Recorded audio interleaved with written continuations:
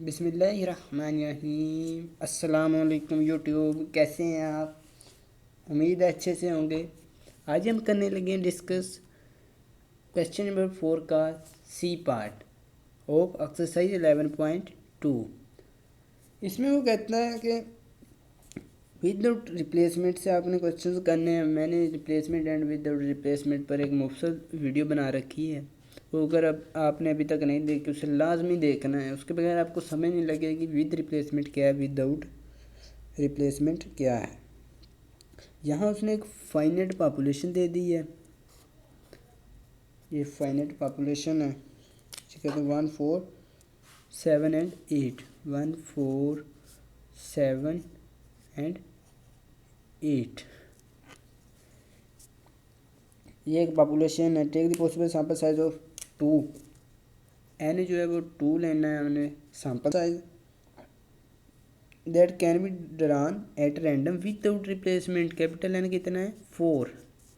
अब देखें, जब विदाउट रिप्लेसमेंट की बात की गई हो तो टोटल नंबर ऑफ सैंपल्स, मैंने इसी वजह से कहा है कि 4 का सी पार्ट आपने ए वाले पार्ट से पहले करना है। टोटल नंबर ऑफ सैंपल्स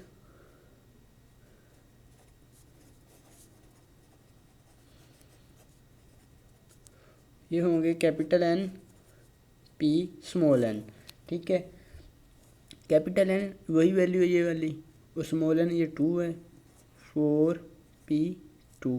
ये अपने कैलकुलेटर से सोल्व कर लेना है। कैलकुलेटर से कैसे करना है, ये आपके पास ये कैलकुलेटर के दो मॉडल्स होते हैं। ठीक है, ये FX99 ES प्लस है का से होगा, और दूसरा होता है FX99 ये देखें कुछ स्टूडेंट्स के पास होगा FX9991 ES प्लस।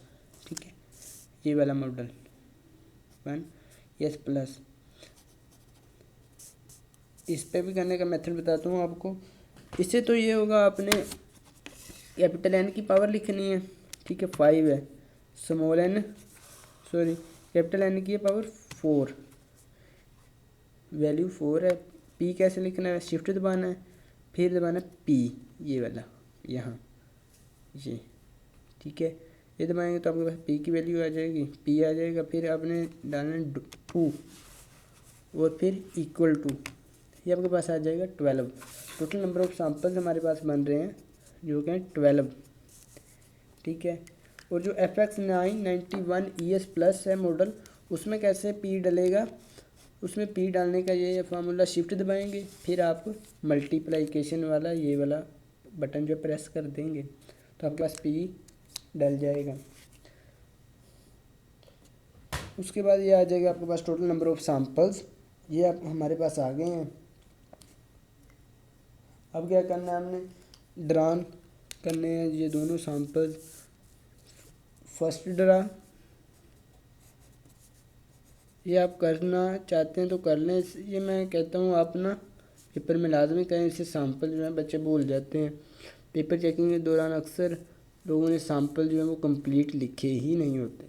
ठीक है, सेकंड ड्रा क्योंकि स्मॉल एन की पावर 2 है तो दो ड्रा निकलेंगे। फर्स्ट ड्रा में क्या आएगा 1, ये रिपीट नहीं होगा क्योंकि विदाउट रिप्लेसमेंट है। विदाउट रिप्लेसमेंट के बारे में आपने वो वीडियो लाजमी देखनी है जिसके बारे में मैं आपको अक्सर कहता रहता हूँ। ये आपने यहाँ सैंपल भी साथ साथ बनाते जाना है। ठीक है, ये 1 के साथ 4, 1 के साथ 7, 1 के साथ 8, 1 4 1 7 1 8। इसी तरह मैं नेक्स्ट सैंपल ही बनाऊँगा। आपने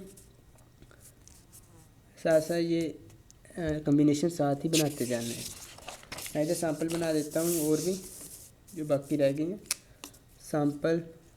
ठीक है, 1 4, चलिए मैं वहाँ से स्टार्ट करता हूँ। 1 7 1 8, फिर आइएगा 4 1 4 7 4 8, कोई भी रिपीट नहीं होगा। ठीक है, फिर आएगा 7 1 7 8 सॉरी 7 1 7 4 एंड 7 8, फिर आएगा 8 1 8 4 8 7। अब हमने इनके मीन्स फाइंड करने हैं। वो हमें कह रहा है कि make distribution of sample means. Mean कैसे फाइंड करेंगे, 1+4 डिवाइड बाई 2। ये आपके पास 5 आएगा, 5 को 2 पे डिवाइड करें तो 2.5 आ जाता है। ये आ जाएगा आपके पास 4, ये आ जाएगा 4.5, ये आ जाएगा 2.5। ठीक है, 4 + 7 ये 11 होता है, 11 को 2 पे डिवाइड करें 5.5। ये आ जाएगा 12 को 2 पे डिवाइड करेंगे 6, ये आ जाएगा 4। ये आ जाएगा आपके पास 11 को 2 पे डिवाइड करें 5.5। 7 + 8 15, 15 को 2 पे डिवाइड करेंगे 7.5। ये आपके पास आ जाएगा 4.5। 9 को 2 पे डिवाइड करेंगे, ये आ जाएगा 6 एंड ये 7.5 जो हम पहले ही लिख चुके हैं। इसी तरह ये सैम्पल बन गया, डिस्ट्रीब्यूशन बन गई सैम्पल्स की और सैम्पल मीन्स की। इसी तरह हमने जो रिपीट हुए हैं पहले वो लिख लें, यहाँ डिस्ट्रीब्यूशन एक अलग से बना देता हूँ मैं। देखना ये 2.5 रिपीट हुआ है, सबसे छोटा पहले इधर लिख लें। ठीक है, 2.5, फिर 4 रिपीट हुआ है इसमें, 4.5 रिपीट हुआ है। ठीक है, एक एक बार सबको लिख लें। देखिए ये 5 नहीं रिपीट हो रहा, हमारे पास 5.5 रिपीट हो रहा है, फिर हो रहा है 6, फिर हो रहा है जी 7.5। ओके, यही है हमारे पास जो रिपीट हो रहे हैं। अब देखें ये कितनी बार रिपीट हो रहे हैं। ये 2.5 जो है एक बार, 2 बार, ये पहले भी एक बार, ये 2 बार, 2 बार रिपीट हो रहा है। ठीक है, ये इसकी फ्रीक्वेंसी होगी। 4 जो है 1 2, ये भी 2 टाइम्स रिपीट हो रहा है। ये 4.5 ये भी 2 टाइम्स रिपीट हो रहा है यहाँ, और यहाँ 5.5 यहाँ रिपीट हो रहा है, और यहाँ पर ये भी 2 बार ही रिपीट हो रहा है। फिर ये 6 लगाने, 6 1 2 ये भी 2 बार रिपीट हो रहा है। 7.5 यहाँ और यहाँ ये भी 2 टाइम्स रिपीट हो रहा है। अब इन दोनों को मल्टीप्लाई कर लेना है, fx कॉलम बना लेना है, fx बार, सॉरी ये f था, ये fx बार कॉलम इधर बना लेना है हमने। इनको मल्टीप्लाई कर देता हूँ, आपने भी साथ साथ करते जाना है। 2.5 को 2 से मल्टीप्लाई करेंगे 5, यहाँ 8, ये आ जाएगा 9, ये आ जाएगा आपके पास 11। ठीक है, ये आ जाएगा आपके पास 12, ये आ जाएगा आपके पास 15। फिर fx बार स्क्वायर वाला कॉलम बनाना है हमने।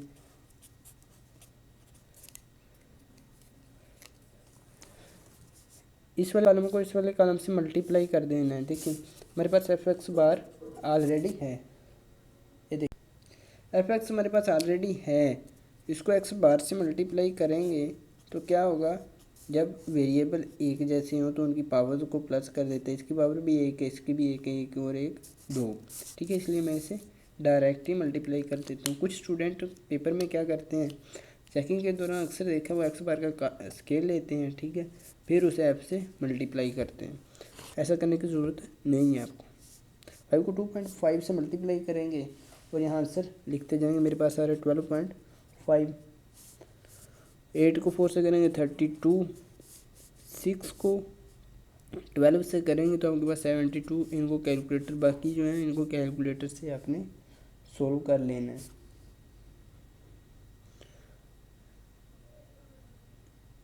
जी ये आ रहा है मेरे पास 60.5, ये आ रहा है मेरे पास 40.5।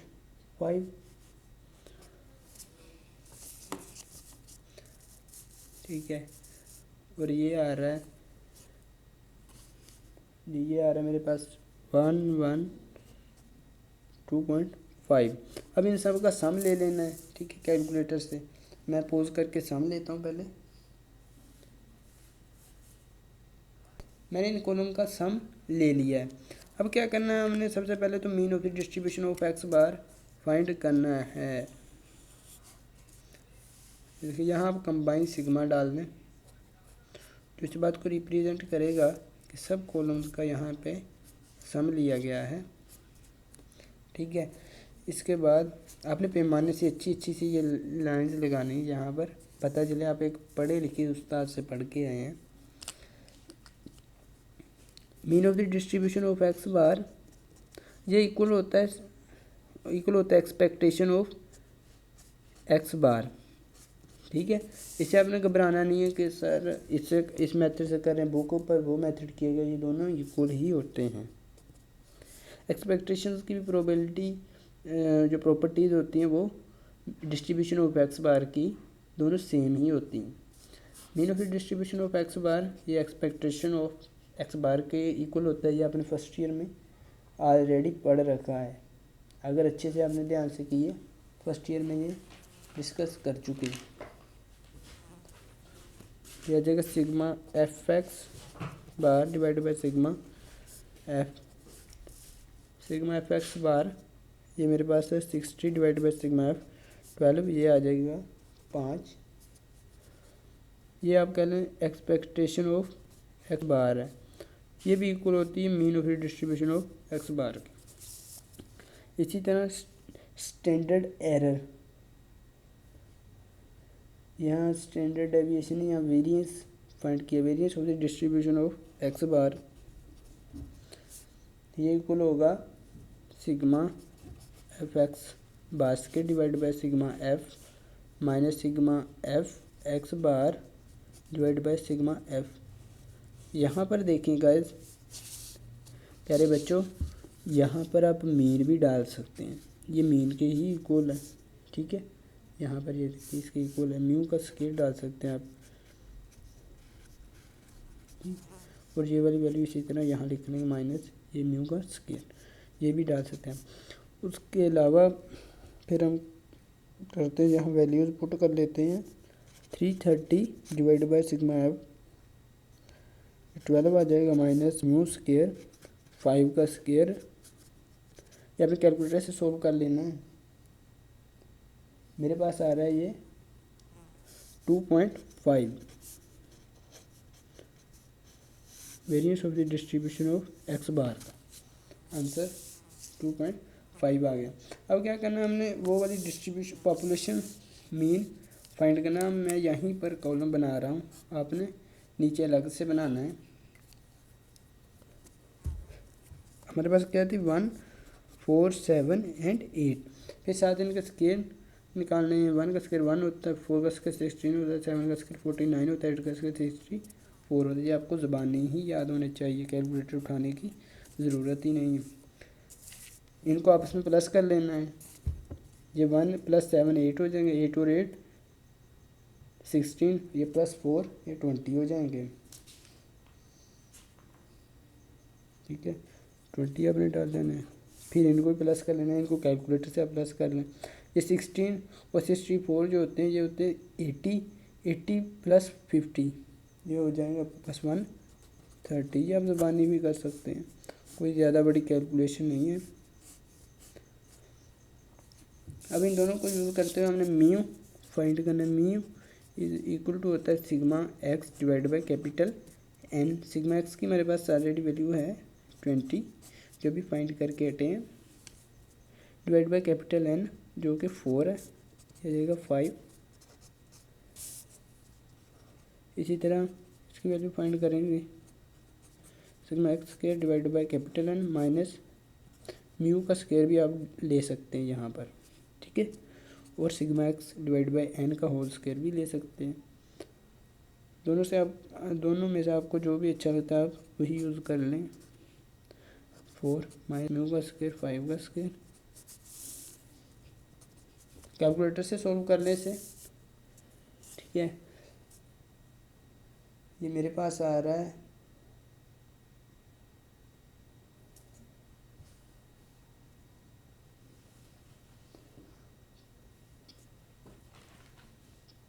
7.5।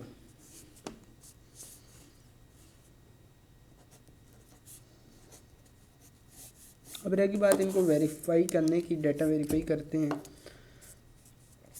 पहले तो डाटा हमारे पास ऑलरेडी वेरीफाई हो चुका है, ये इज इक्वल टू होता है एक्सपेक्टेशन ऑफ एक्स बार। ठीक है,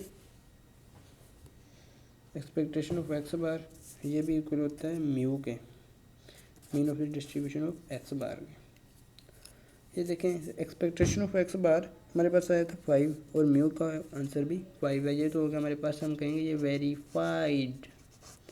ठीक है, इसी तरह हमने यहाँ पर बनाना है सेकंड इसका, ये लेंगे 2 सिग्मा स्क्वायर और distribution of x bar is equal to होगा sigma divide by n into population correction factor. इस पॉपुलेशन करेक्शन फैक्टर कहते हैं, या आप कह लें ये FCF होता है। ये कब यूज़ होता है? विदाउट रिप्लेसमेंट में। विद के साथ कभी भी आपने ये नहीं करना, आंसर सेम कभी भी नहीं आएगा अगर आपने ये फार्मूला यूज़ किया। ये हमारे पास 2.5 था। ठीक है, इज इक्वल टू सिग्मा की वैल्यू हमारे पास सिग्मा स्क्वायर की 7.5 डिवाइड बाई n 2 है, capital N 4 minus small n 2 है, divide by capital N -1। Calculator से सोल्व करेंगे 7.5 डिवाइड बाई 2, ये आ जाएगा आपके पास 2 डिवाइड बाई 3। ठीक है, 2 डिवाइड बाई 3 आ जाएगा। इस 2 से कैंसिल हो जाएगा, 7.5 को 3 पे डिवाइड करेंगे, आपके पास आंसर आ जाएगा 2.5।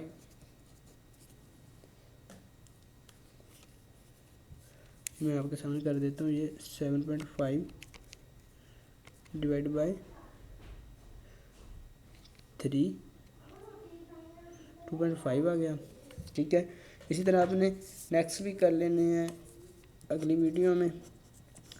इसी के साथ अगर आपको कोई सी बात की कोई समझ ना आती हो, कमेंट में ज़रूर बताया करें, और आपको वीडियो कैसी लगी इसके बारे में अपना कमेंट इंग्लिश में लिखा करें, ताकि मुझे पता चले आपको कितनी इंग्लिश आती है। मिलेंगे नेक्स्ट वीडियो में, इस चैनल को ज़रूर सब्सक्राइब कर दीजिएगा। मिलेंगे नेक्स्ट वीडियो में, तब तक के लिए अपने होस्ट वैसे को दीजिए इजाज़त। अल्लाह निगहबान।